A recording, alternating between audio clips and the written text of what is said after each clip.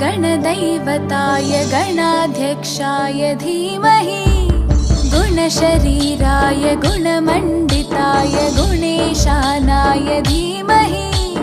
गुणातीताय गुणाधीशाय गुणप्रविष्टाय धीमहि एकदन्ताय वक्रतुण्डाय गौरीतनयाय धीमहि गजेशानाय भालचन्द्राय श्रीगणेशाय धीमहि एकदन्ताय वक्रतुण्डाय गौरीतनयाय धीमहि गजेशानाय भालचन्द्राय श्रीगणेशाय धीमहि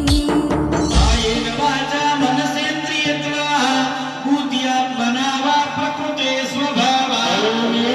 सकलं परस्मै नारायणायेति समर्पयामि। નથી જાણતો તારી કેવી છે પૂજા,